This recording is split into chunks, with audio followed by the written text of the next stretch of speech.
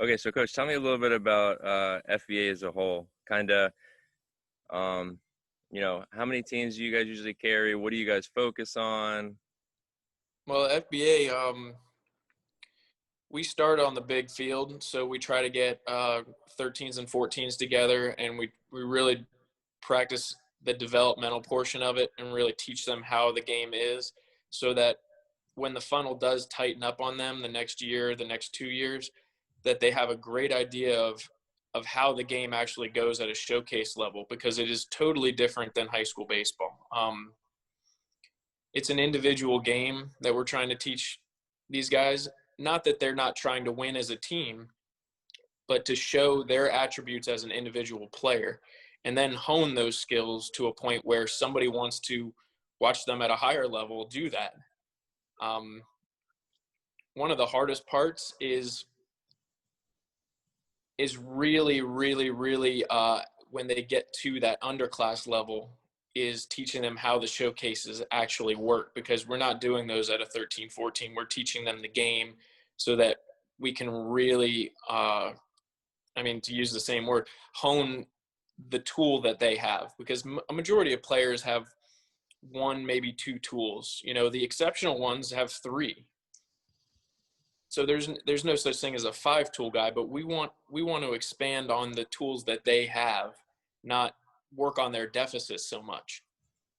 The upper class guys, at that point, hopefully we've had them for a little while and we can really showcase what their abilities are. And my job is to make sure that the eyes are on them and that I'm keeping those college coaches updated on their stats, their development, when they're playing, so that they have the best opportunity to keep going on to the next level. And if you're playing at an upper class level in showcase ball, that's the main goal, is to keep your career going, go on to the next level, wherever that may be, and finding the right fit for what you're capable of doing. Right. Yeah, I remember one big thing that we usually always talk to the guys about during summer is if you got 9 or 10 guys collectively that are able to do their job, the game takes care of itself. That's kind Mm-hmm. of the whole team aspect of it is there is, on paper it shows, wow, this team won, but a lot of times you don't think about how it did. You got 4 or 5, 6, 7 guys that are able to, you know, have some hits, make some top plays in the first inning, those kind of things. That's what leads to that team aspect of the winning. Unlike, perfect example with Brownie and Cam. Cam hit leadoff and Brownie hit 2-hole pretty much the entire summer season. And Cam, for lack of a better word, if he got to first base, it was havoc, because Brownie was such a good hitter. He could put balls where he needed to. You could put on certain situational stuff where Cam would be stealing and Brownie would be swinging, and not necessarily a hit and run, because we knew Cam could steal second without a swing. But with Brownie with such good bat control and having such a good mind for the game, you could really, really put a lot of pressure on the other team early in the game, just based off our first 2 hitters in the lineup. Right. How many guys did we end up having signed to go to college this past summer from our upper class? Oh, 1, 2, 3. Well, the entire infield obviously was gone, and then you have Caleb and you have Aiden as a pitcher. So 6 or 7. Yeah, and Donnie as another outfielder. He was So so quiet, you almost forget about him sometimes. But he's a good kid. You love to have kids like that on the team. As when it comes to FBA in particular, we're marrying a lot of different brands of baseball. From the brand that I grew up playing and then played at University of North Florida with Dusty Rhodes, was a very hard-nosed, tough type of game. And kind of marrying it with some of the flashiness that players nowadays are using, and trying to keep that hard-nosed with some of the flashiness that goes on, to keep the kids that are coming up in this generation engaged in the type of baseball that you want to play.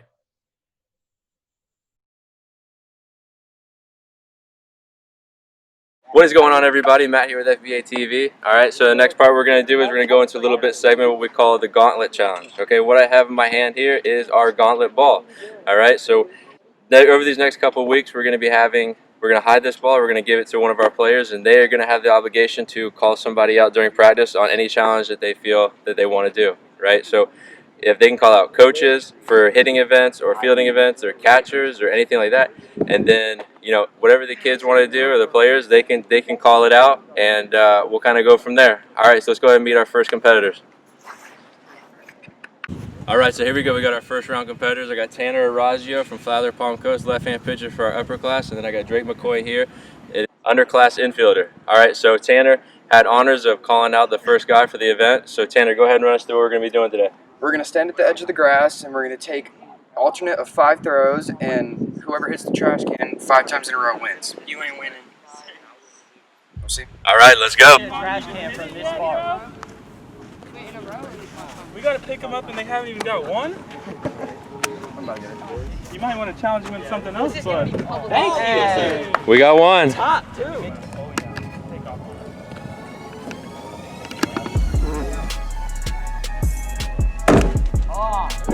One.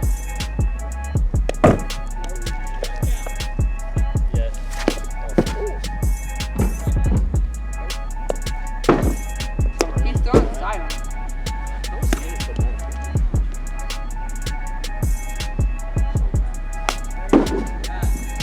Guess which one's the BA? I know, right? Guess which one's the BA? The one who only has 2 points. Oh, not bad. Tanner, I think you would have been better at a foot race, bud. You guys can tie your shoes now. Dude, you keep missing over here. Open your eyes!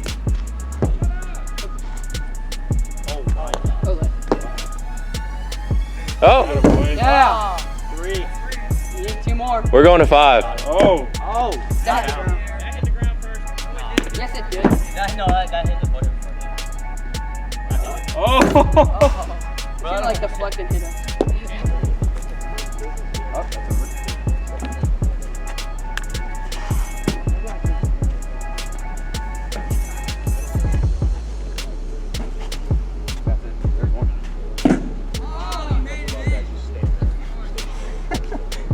That's a swish. Oh my god. I'm a warrior.